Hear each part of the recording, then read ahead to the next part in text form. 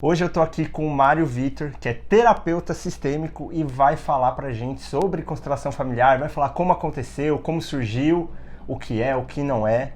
Se apresenta aí, Mário. Olá, gente, tudo bem? Meu nome é Mário Vitor, sou constelador familiar, sou terapeuta sistêmico e já trabalho com isso há uns 5 anos, mais ou menos. Vim da hipnose, assim como o Vitor e todo mundo que assiste o Vitor provavelmente aí tem alguma coisa a ver com hipnose, afinal, né? Sim.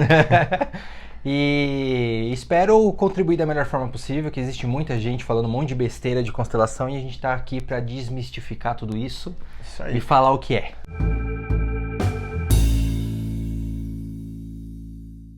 Apesar de eu vir da hipnose, o intuito do canal é trazer conhecimento, trazer informação e coisas que vão ajudar a pessoa a ter um bem-estar. Fala um pouco da história da constelação, de onde veio, quem fez. Eu vou resumir, né? Porque senão vai ser um vídeo gigante só para falar a história da constelação. Mas resumidamente, quem criou foi um alemão chamado Bert Hellinger. Ele era missionário da Igreja Católica, foi fazer trabalhos na África do Sul, enfim. E lá ele teve acesso, né, contato com algumas tribos Zulus.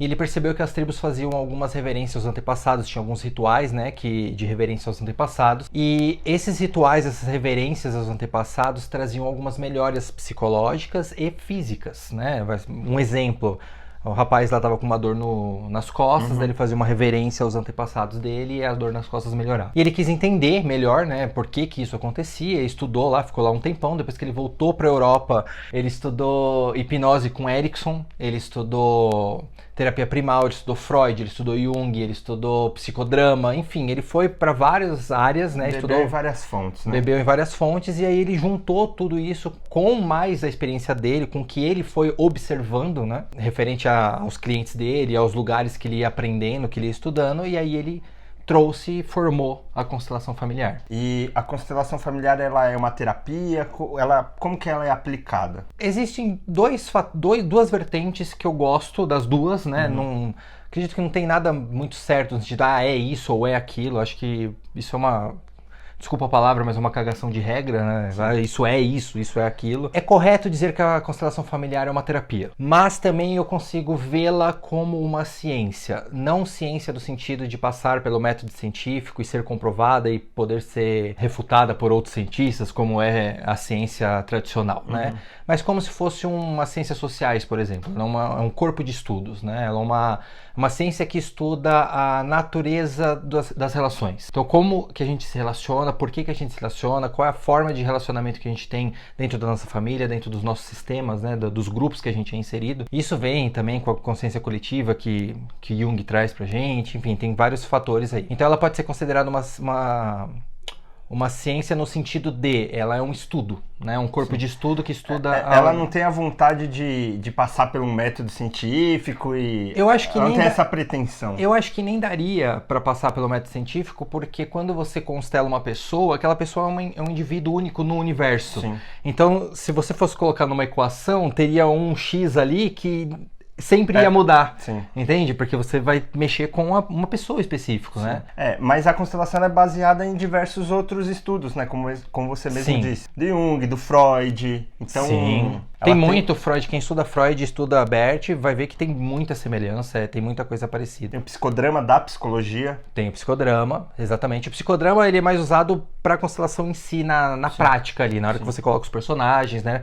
Pra gente olhar qual é a dinâmica relacional que está sendo apresentada naquele momento. Inclusive, o judiciário brasileiro tem usado a constelação sistêmica para resolução de casos de conflitos, de herança, essas coisas, né? Sim, as conciliações têm uma alta taxa de resultado positivo, de resolução positiva, né? Cada vez mais é comum você ver advogados e juízes estudando a constelação, porque como ela estuda a natureza das relações, o que é um conflito, né, judicial? Sim. São relações que estão maltratadas, sim, são relações que estão acontecendo ali, que às vezes uma pessoa quer uma coisa que não acha justo, tem um impasse. Então, quando você traz a abordagem das constelações, fica tudo muito claro do que está acontecendo, né? As constelações tem um nome, né? A gente fala constelação familiar, mas o próprio Bert dizia, o nome correto teria que ser ficar com o que é.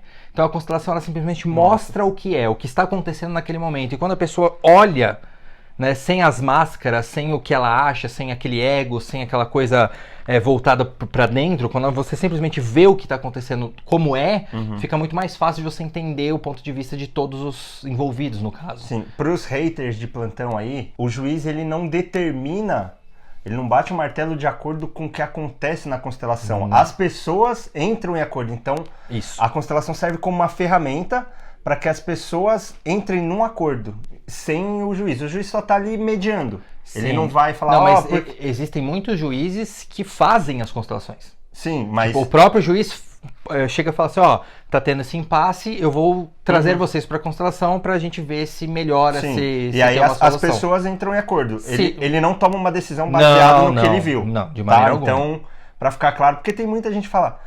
mas como é que vai fazer isso? Baseado numa constelação, vai tomar decisão? Não, as pessoas entram em acordo. Sim. Então, a constelação trabalha, como o Mário disse, com as relações. Quando as pessoas veem o que está acontecendo na relação, elas podem ou não entrar em um acordo. Se não entrarem, aí o juiz segue com o processo. Natural, assim como sempre foi, exatamente. Legal, vamos falar bastante disso a constelação, ela é o que é, né? Ela mostra o que é. São dinâmicas relacionais, a gente se relaciona o tempo todo. Eu tenho um grande professor que diz, viver é se relacionar. Se você parou de se relacionar, você não está vivendo. E se relacionar não é somente com outras pessoas, você se relaciona o tempo todo com várias coisas. Você se relaciona com a empresa que você trabalha, você se relaciona com você mesmo, com várias personalidades que tem dentro de você. Por exemplo, eu aqui nesse momento estou com a personalidade de terapeuta, porque estou te dando uma entrevista referente ao que eu trabalho. Eu posso sair e a minha esposa está grávida, e aí quando minha filha nascer eu vou ter a personalidade de pai, eu vou ter a personalidade de...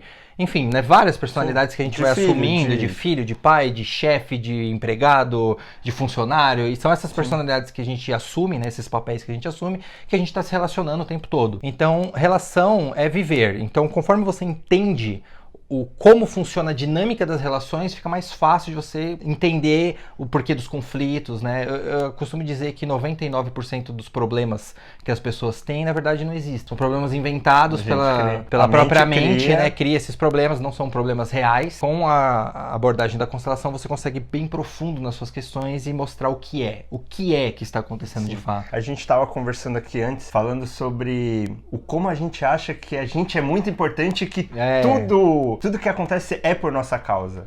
E não é. A constelação mostra muito isso, né? Sim, tem uma regra, né? Existe na constelação. O que acontece? Isso é interessante você falar, porque principalmente nos grupos aí que a gente vê, de Facebook, essas coisas, tem muita gente metendo pau em constelação. Por quê? Porque existem algumas pessoas que fazem cursos de um final de semana. Não que isso seja errado ou ruim, não é isso, mas são consteladores extremamente inexperientes. Então o que acontece? Eles acabam pegando frases e casos, de alguns casos específicos, e postam como se fosse uma verdade no sentido sempre vai ser assim. E não é verdade. Então o que as pessoas fazem? Elas pegam essas frases e começam a difundir como se a constelação defendesse alguma coisa. Tipo, a regra da constelação diz isso, ou a regra da constelação diz aquilo. Isso não existe. A constelação ela não é um conjunto novo de crenças para alguém entrar e seguir esse conjunto novo de crenças. Ela mostra o que é. Então naquele caso específico foi assim, não significa que em todas as famílias será a mesma coisa. Que nem você falou, o Bert veio observando e essa observação se repete em todos os grupos. Exatamente. Né? Só que assim, por exemplo, existe um caso, por exemplo, aconteceu uma violência entre duas pessoas de uma família e aí a dinâmica relacional era X, e a constelação mostrou que é isso. Aí uma pessoa pega esse contexto e fala, olha o que a constelação diz e não é isso. Naquele caso foi isso. Se acontecer uma outra dinâmica de violência na minha família parecida, pode acontecer uma dinâmica completamente diferente. A única coisa que a constelação bate o pé e diz isso é assim, são as 3 leis do amor. Né, que é o pertencimento. A gente vai entrar nessas leis, vai falar delas. Mas antes disso, assim como qualquer terapia, a constelação ela é individual, ela é feita de acordo com a pessoa. Não adianta o pessoal que procura aí, o pessoal que faz curso de um mês, de uma semana e fala... eu quero protocolo para isso. Você que é terapeuta, você que é cliente, não existe protocolo para nada. Você é um indivíduo e você teve as suas vivências e as suas experiências. Qualquer coisa que você for fazer é personalizado para você. Você não é tão importante assim para tudo acontecer para você, mas você é personalizado. Tudo para você tem que ser personalizado. Não adianta você querer que a mesma roupa que eu uso sirva no Mário. Cada um tem a... Se bem que acho que serve. Pode ser que sim, mas pode ser que em algum Pode lugar ser fique que- apertado. pode ser. Só que isso é interessante você falar que nós não somos tão importantes assim, porque um dos preceitos é o todo se equilibra, nada é pessoal. Sim. Essa frase é muito forte. O ponto é esse, nada é pessoal. Nada é pessoal. Nada é pessoal. Aí a pessoa fala assim, não, mas aquela pessoa fez isso pra me magoar. Não, não foi pra te magoar. Foi pra magoar o que você representa pra ela naquele momento. Ou seja, ela tá com um conflito interno e tá jogando em você porque você é a bola da vez. Você só é a bola da vez. Mas não quer dizer que é pessoal, entende? Então, as pessoas levam isso muito pro pessoal, né? Onde já se viu falar uma coisa assim, falar uma coisa assim. Não, a gente não tá falando nada. Constelador familiar não põe regra. Se você chegar num constelador e falar isso é assim, e ele não está falando das 3 leis, porque as 3 leis de fato são assim, eu acredito que a gente vai conversar sobre elas, né, daqui a pouco. Mas tirando as 3 leis, nada é assim. Cada sistema é um sistema, do jeito que tá certo, e a gente só mostra pra pessoa o que é, pra ela entender o que tá acontecendo ali com ela. Vamos falar das 3 leis para as pessoas começarem a entender e não ficar muito disperso, né? Certo. As 3 leis é basicamente... Pessoal, a conversa com o Mário rendeu muito conteúdo. Então eu resolvi dividir esse vídeo em mais partes. Se você quer saber mais sobre as leis da constelação, já se inscreve no canal, deixa o like e compartilha esse vídeo com todo mundo. Esse conteúdo vai começar a abrir a cabeça de muita gente por aí. E no próximo vídeo tem mais entrevista com o Mário Vitor.